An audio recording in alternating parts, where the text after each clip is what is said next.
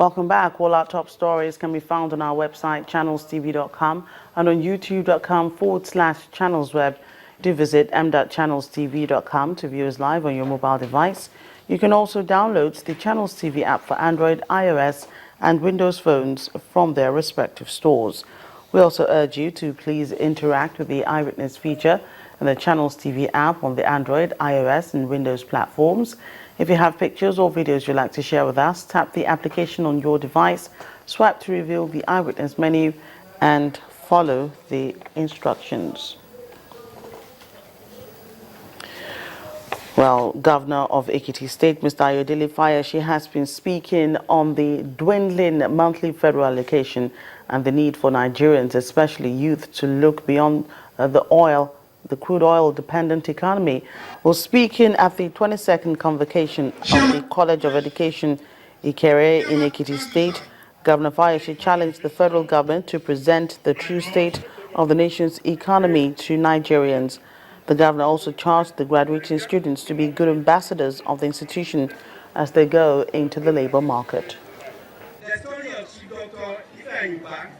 in our history, this month's allocation is the worst in our history. This month's allocation, I got back from Israel yesterday, got the allocation, the information about the allocation is the worst in our history. And I charge the federal government to come out straight. They should come out and tell Nigerians the state of the economy and stop using propaganda to come Nigeria. And stand to be corrected. In another 3 months, if care is not taken, the economy of Nigeria will be on the down. I want all of us to look inward now. Don't wait until these things get to the level where they are to be low. The oil now sells in the region of $40. In June 2014, I was on government at that time.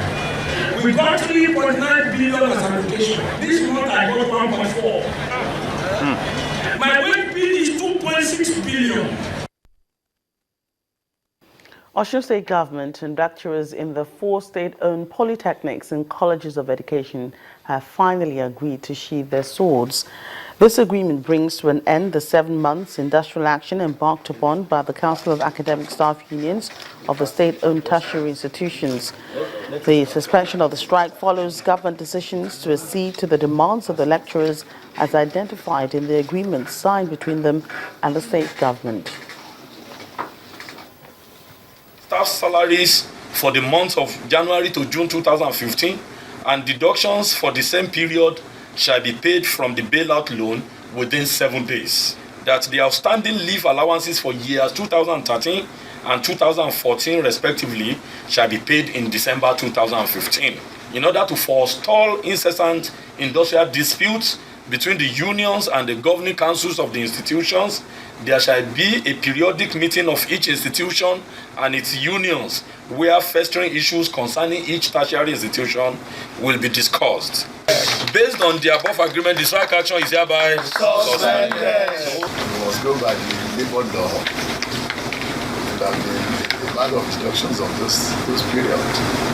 But I want us to be able to move forward and ensure that we allow industrial peace to be in Osun. Enough of these negative things about what we cannot help. I mean, if something you can help, if you know you have funds and you are just doing what you're doing, then you have a point. But if it is something that is inevitable or is beyond your control, we must show understanding. And I've always said that labor and government must learn to trust one another. We can't operate in a kind of lack of trust. We must understand ourselves. Well, from one working environment to another, we now go to Benue State. The ongoing biometric screening exercise for civil servants in the state has exposed over 500 ghost workers in the public service.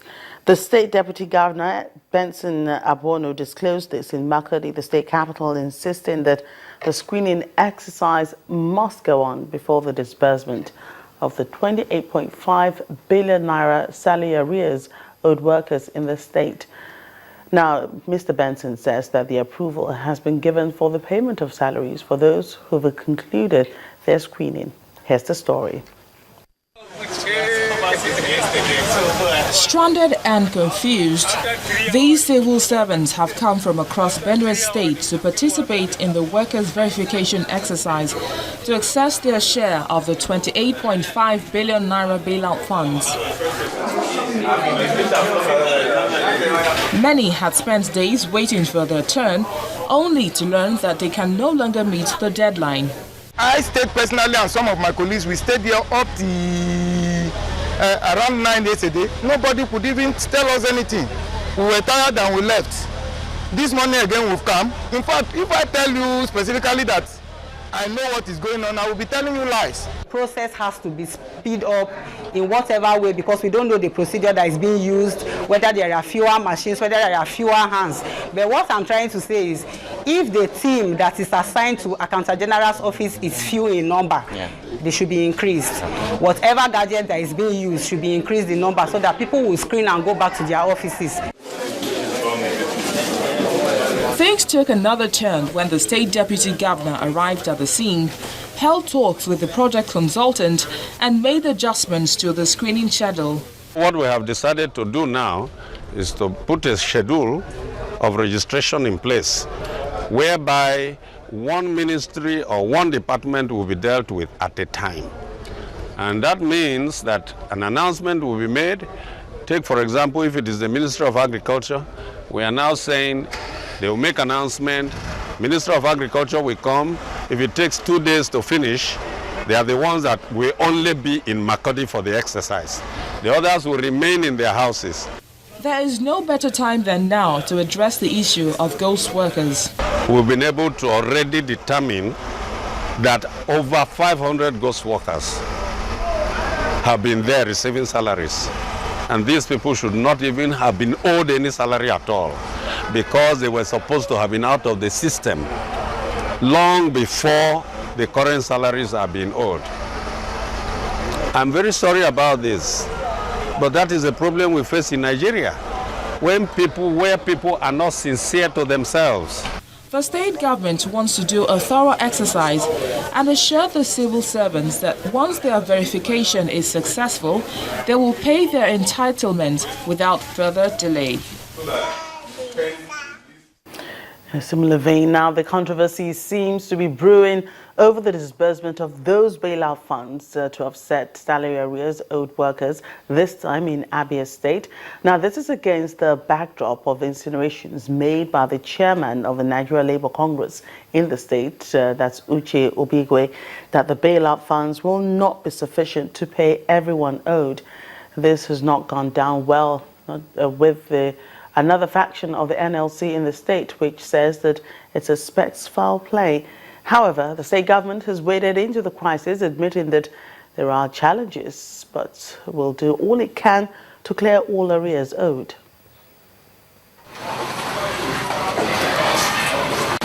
It's a very small fraction of members of the Nigeria Labour Congress in Abia State, but the reason they are gathered here cannot be overlooked.